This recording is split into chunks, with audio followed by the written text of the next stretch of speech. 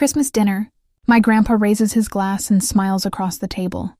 Then he asks, "Do you like the house I bought you?" Every fork stops midair. I blink, confused. What house? For a second, nobody breathes. My mom's hand slips from her wine glass. Her face goes pale. Grandpa's smile vanishes.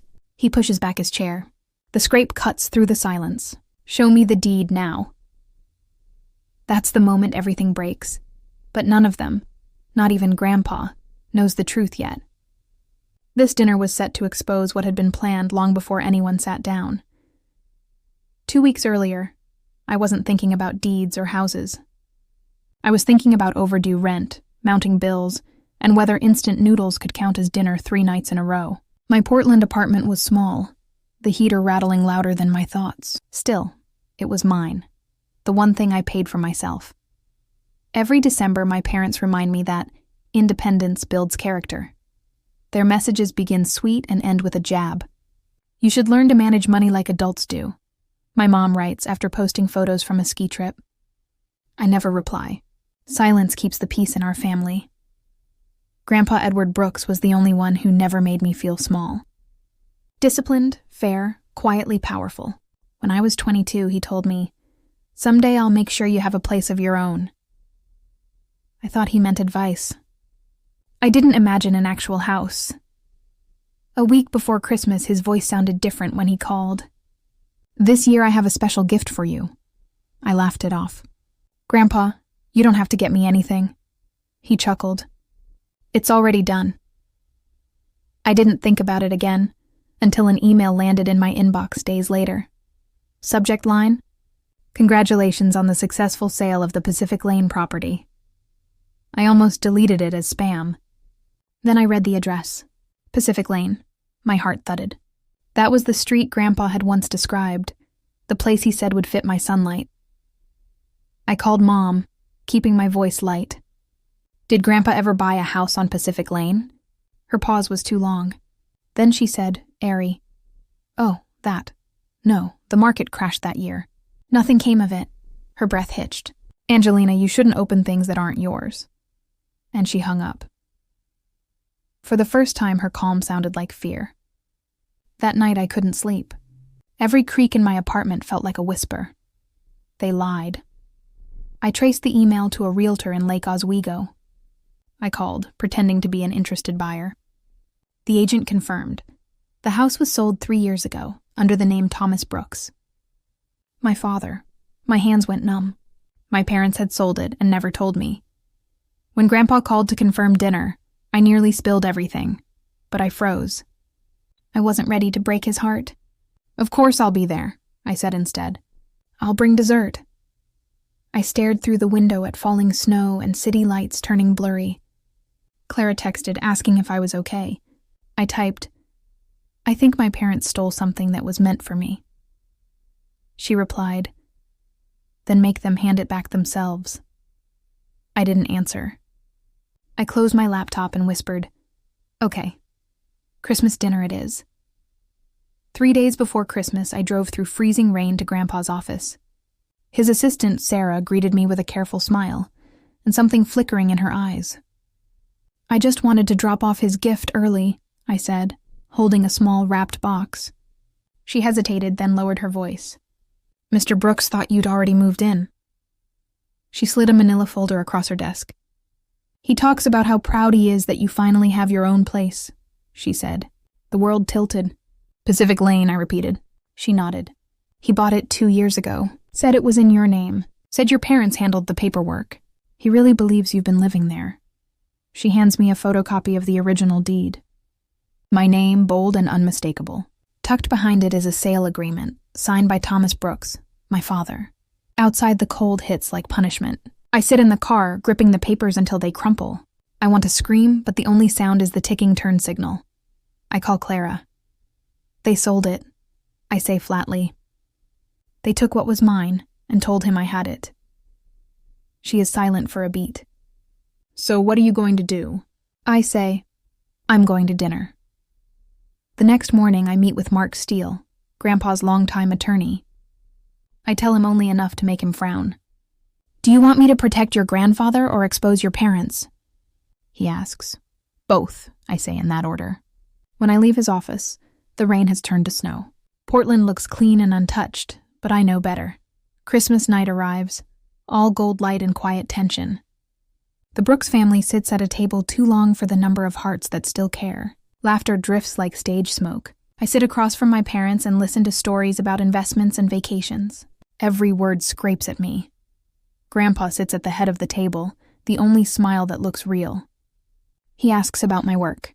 Is business steady? He says. It's fine, I answer, forcing evenness. Not as profitable as selling someone else's property, though. My mom's fork clinks. Excuse me, she says. I keep my voice down, but heat rises in my chest. Grandpa tries to lighten the moment. You always were sharp, Angie. Then, almost testing the air, he leans forward. By the way, do you like the house I bought you? For half a second, I think I misheard. Laughter dies. The chandelier hum becomes silence. My lips part, but my voice is thin. What house? The question snaps through the air. Mom's hand slips from her wine glass.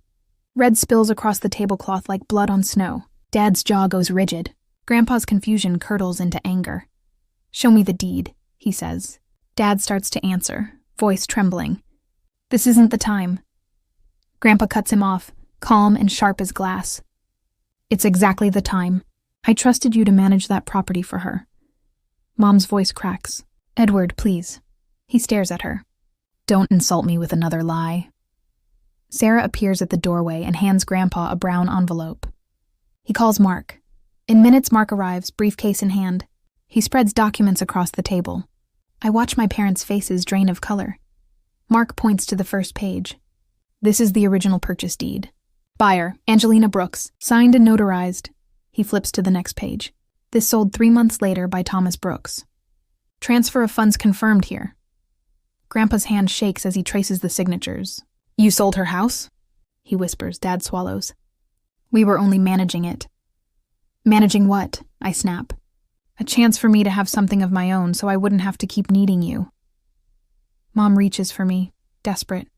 We did it for you? You were struggling. I pull away. You sold what was mine, I say. You hid it. Grandpa stands slowly. The chair scrapes. His voice is quiet and final. From this day forward, you don't speak for her again. Mom starts to cry. Edward, we didn't mean to hurt her. But you did, he says, and he looks at me. He reaches into his vest pocket and pulls out a small velvet pouch. A silver key rests in his palm. It was meant to be yours, Angie. It still is. My hands do not move at first. Relief and grief knot my throat. Dad erupts, chair tipping. We are your family, he shouts. You can't cut us out over some misunderstanding. Grandpa's eyes harden.